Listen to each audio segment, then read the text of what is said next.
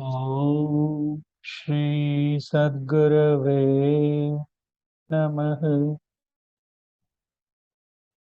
I bow down at the holy lotus feet of true Guru, whose words of wisdom are like mighty sunbeam to dispel the darkness of ignorance.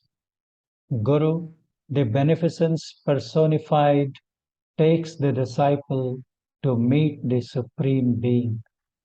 I offer my humblest obeisance again and again at the lotus feet of such a benevolent Guru.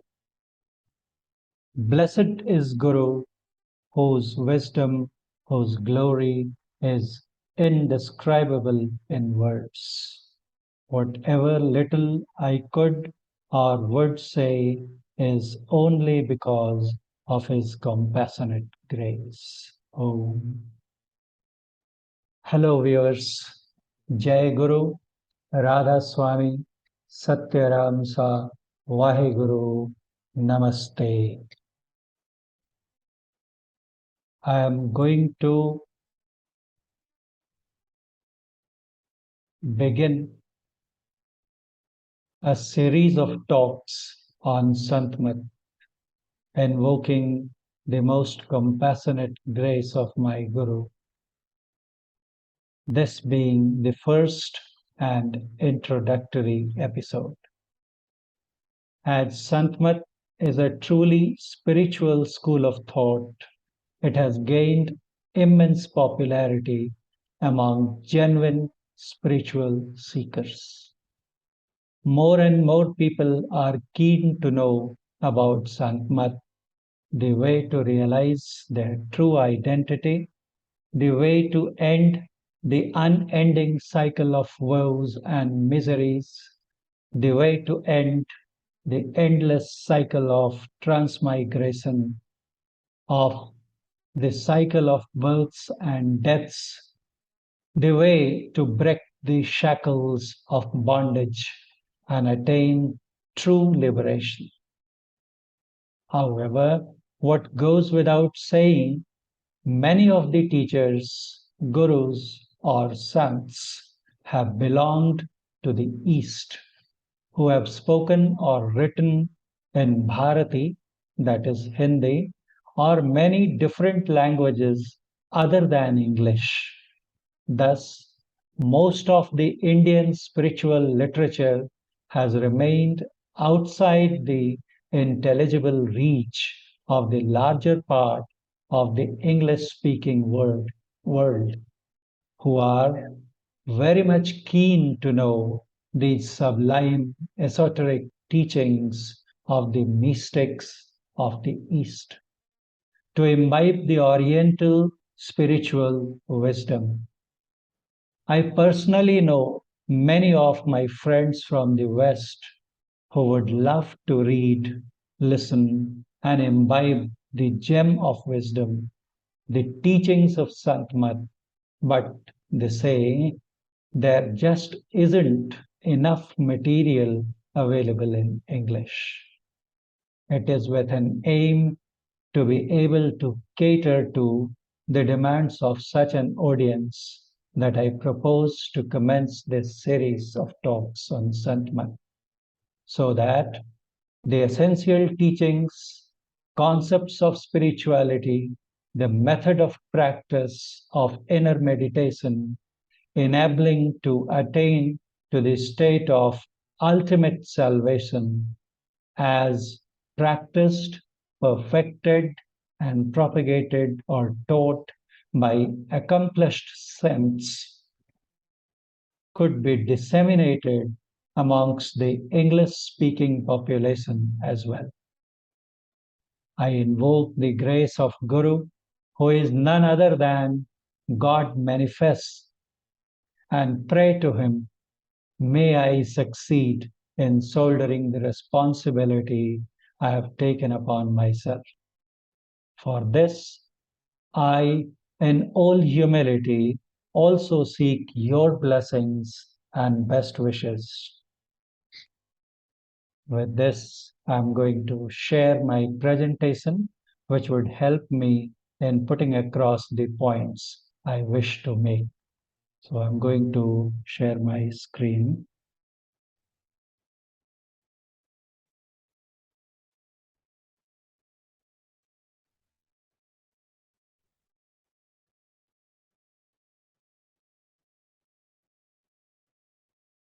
I hope it is visible and readable.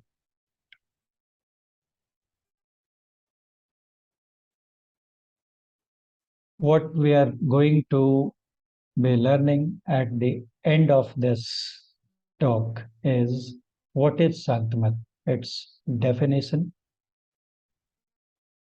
brief history or tradition of Santmat, and the basic tenets that are propagated by Santmat. So I start. First of all, we try to understand what is the meaning of Santmat. Santmat is a word composed of two words, Sant and Mat. So it could be considered to be a compound word consisting of two words, Sant and Mat. Sant means a fully realized person, a truly awakened person, or one who has directly experienced the ultimate truth. And mat means views, opinion, way, teachings, principles, or path. Thus, if we combine the two words, the compound term Santmat would imply the essential teachings or views of sants.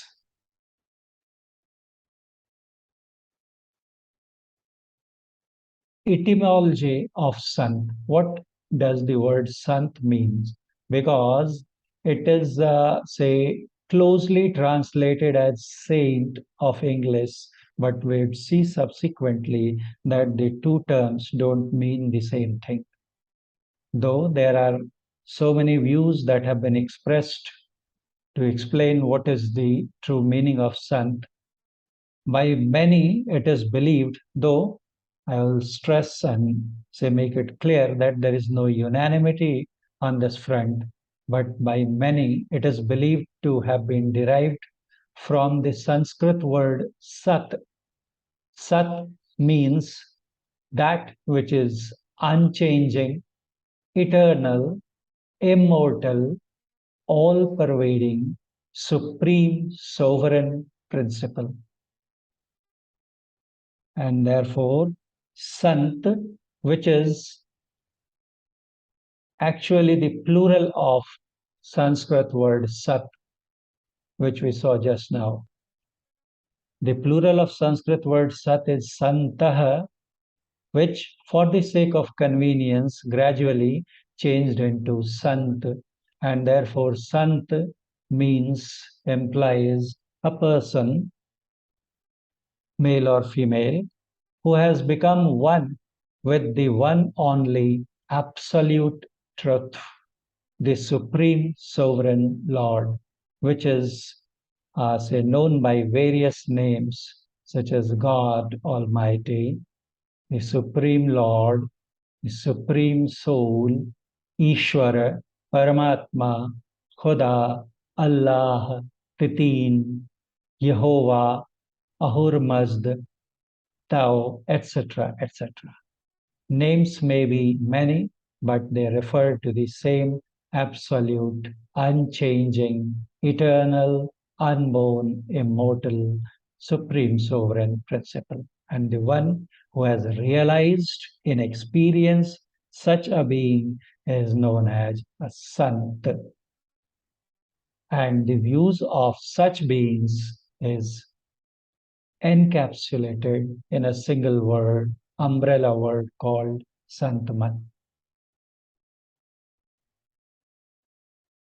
In ancient ages, that is Vedic or Upanishadic era, the term that was used to refer to these realized or awakened beings was rishis. A rishi etymologically means mantra drashta, that is, who has visualized or has hearkened to the eternal principle or wisdom or the divine sound in the state of deep meditation. They have visualized those truths which they later on uttered, and they came to be called as mantras or hymns of Veda, etc. So rishis, they were called to be in Upanishadic era or Vedic era. And there were several varieties of the same word rishi, which came to be known as Brahmarshi, Maharshi, Devarshi, Rajarshi, etc. But they essentially refer to the same generic term. And this word rishi, it in modern age came to be known as sants. So rishis or rishi was the term that was used in Vedic times, and as I told you just now, rishis were known to be mantra drashta. Drashta means one who sees. Mantra means divine formulae or sounds, okay, that were say experienced internally by these rishis. And whatever they realized within themselves, first in their own direct experience, they put them, say, inwards when they descended from their state of samadhi or deep meditation or trance, and their collections was known as Upanishads. And Upanishads, as Maharshi Mehi Paramhans would say, they are the bedrock of the Santmat, on which the knowledge or wisdom of Santmat rests. Why he would say that? Because the highest state of meditation, the highest method, tact, or skill of meditation, known as yoga of inner vision, that is Sushumna Dhyan, and yoga of inner sound, that is Nadanusandhan or Surat Shabd Yog. We'll discuss all these terms in details in coming episodes. So this basic yoga of inner light and sound, they are first described in these Upanishads, and therefore they are said, they are known, they are believed to be the bedrock of Santmats. Because whatever sants preached, the highest form of the meditations as preached by them consisted of these two methods. That is, yoga of inner light and yoga of inner sound. Drashti yoga and nad anusandhan or surat shabd yoga. The rishis came to be called as sants in modern times. Okay. Lord Gautam Buddha and Lord Mahavir are known to be the first in the recent history among sants. That is, they could be said to be the first of sants. But in the recent times, one person who made this term popular, who coined this term for the first time in recent times, he belonged to Hathras of Uttar Pradesh in India, and his name was Sant Tulsi Sahab. So he is known to be the founder Sant of Santmat in recent times. So that is how its tradition goes. And this Sant Tulsi Sahab, his two main disciples, or we could say that who had the grace of Sant Tulsi Sahab, they came to be famed as Sant Radhaswami and Baba Devi Sahab. Sant Radhaswami of Agra, after whom the tradition or lineage of Radhaswami Mat started, and Baba Devi Sahab, who preferred to continue with the generic term Sant Mat. Okay, they had the blessings of Sant Tulsi Sahab, and many people believe that their birth also was a blessing of Sant Tulsi Sahab, because parents of both Sant Radhaswami and Sant Tulsi Sahab say have similar type of history. That is, their say issues did not survive for long. And then when Sant Tulsi Sahib visited their house, he blessed them, and both were blessed with wonderful divine childs. One who became famous as Sant Radha Swami, and another one as Baba Devi Sahib. Later on, the tradition of Santmat further grew and was enriched. And just to name a few of the sants in the tradition of Santmat were Kabir, Nanak, Darya Sahib, Dadu Dayal, Sant Paltu Sahib, Sundar Das Ji, Sant Mirabai, Sant Sahjobai. These two were female sants. Goswami Tulsidas, Sant Surdas, Sant Radha Swami, Baba Devi Sahib, Sant Shaligram Singh Ji, who was direct disciple of Sant Radha Swami, Maharshi Mehi Paramhans, who was direct disciple of Baba Devi Sahab. They are just a few of the sons. But though in Santmat these names are more popular, essentially Santmat takes into account or encompasses views or teachings of all realized beings, even overseas awakened beings, say from different religions like Islam and Christianity. Sufi mystics and saints from Islam and Christianity also find place in Santmat. But as I said, essentially, Sant is not the same as saint, which come closest to its meaning. Because saint, as we know, it is derived from the Latin word sanctus, which means a holy being, okay, or an ethical or moral person. And the process which is adopted to declare someone as sant or canonization or bestowing sainthood, uh, it is altogether different. For example, one of the important steps, that important conditions that requires to be fulfilled in order to be called a saint in English tradition is there must be some verified records of miracles. Whereas Sant, as we have seen its etymology, it refers to the inner journey, the visualization of the inner truth.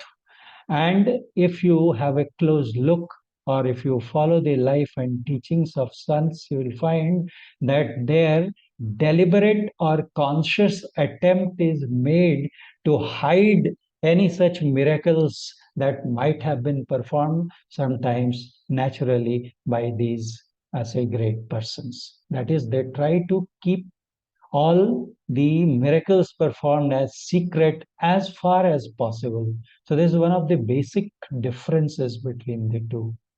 So that is why, though they are very close to each other, fundamentally they are two different terms. So therefore, in all my this and subsequent talks, I'll restrict myself to using the word sant as different from saint. As I said, the Santmat might be known by different names worldwide. Okay, there is one general umbrella term, Santmat, whose lineage, if you see, has been continued under the tradition started by Baba Devi Sahab.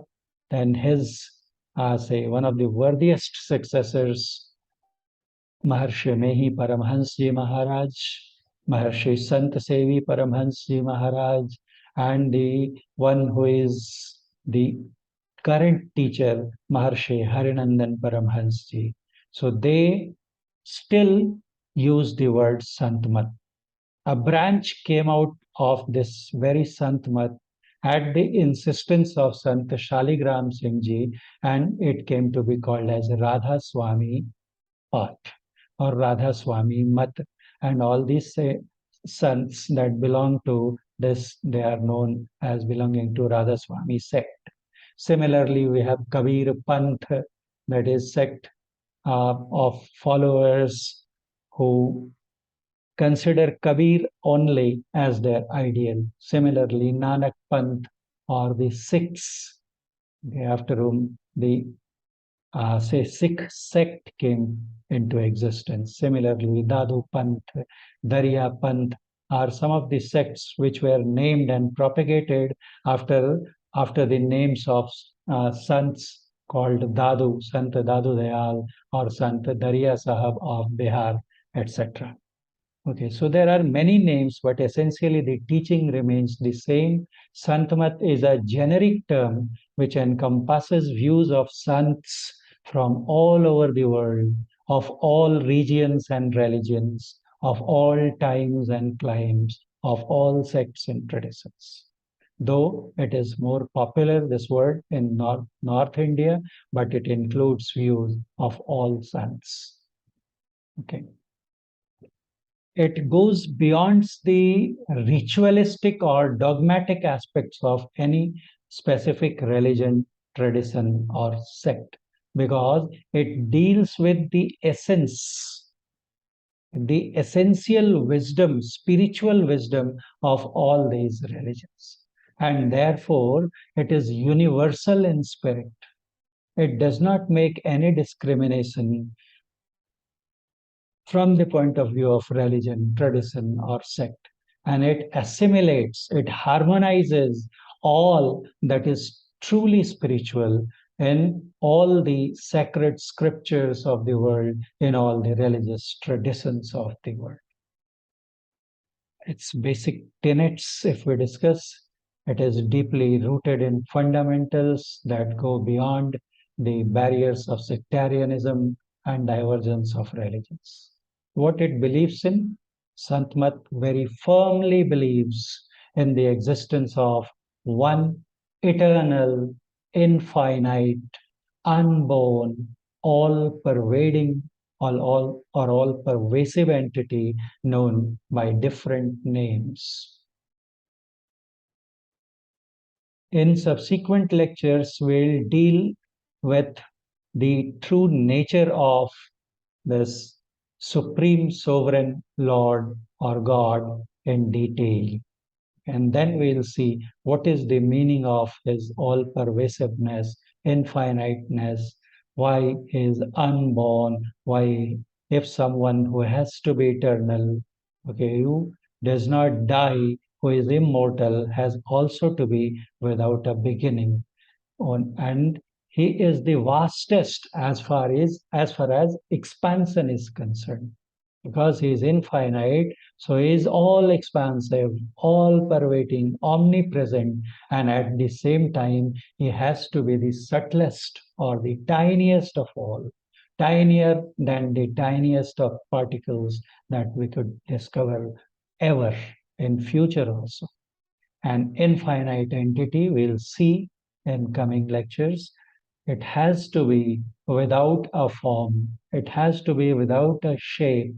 It must be motionless, quiet, soundless, and everything and every being that exists must be under his control, universal ruler. That is why he is known as universal sovereign, supreme sovereign being.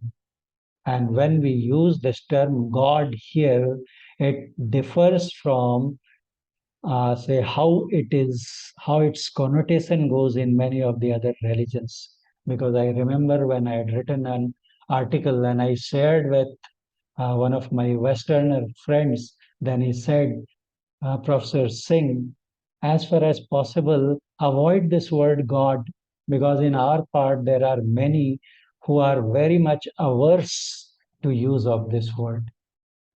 But I'll make it clear that God of Santmat is not a personal God who resides or lives in a special part of the world, who has got a different special form and who wields authority and punishes, etc. No, there is nothing like that. Rather, we'll see in subsequent classes that such a God is actually totally inactive. He doesn't do anything, but still, whatever gets done is only because of him. So that is how he is primordial, unborn, undying. He is beyond time and space, something which may sound very intriguing to understand, but we'll see what does it mean when we say that he is beyond time and space. To realize such a being, we have to be receptive. We need a special receptor who can detect his existence, who can visualize or realize or see such a God. And for that, we have to maintain a suitable, a proper way of living. We have to live a life of moral rectitude or virtuous living. And we must seek learning, or we must learn the tact to realize him from an adept, from a master trainer who we call as in Hindi as Sadguru. Sadguru means true Guru, because Guru is anyone who teaches any of the fields of knowledge. But a Sadguru, a true Guru, is one who has himself experienced that ultimate truth within himself and who is capable of imparting the tact or the knowledge or the skill to others also, so that they could also visualize and realize that ultimate truth within themselves. So this is in short about, say, introduction to what is Santmat, what it proposes to teach. And in the subsequent classes, we are going to see that what is the true nature of Supreme Being, that is God. Why it is necessary to know him, to see him, to attain to him, what would happen if we don't know him, okay? Who would be able to know him, how he could be known, when he would become manifest, and where. All these topics we are going to see in the coming episodes. I thank you for listening to this lecture, and as I end my talk, I would expect and request you to express your views very honestly and impartially, what you felt about this lecture, and also to give your suggestions honestly at how this talk, how this lecture could be improved so that it achieves its purpose in a better way. Okay. I'm being grateful to you if you give your honest feedback in the comment box. Thank you very much. Jai Guru, Radhaswami, Wahe Guru, Satyaram Sa, Namaste.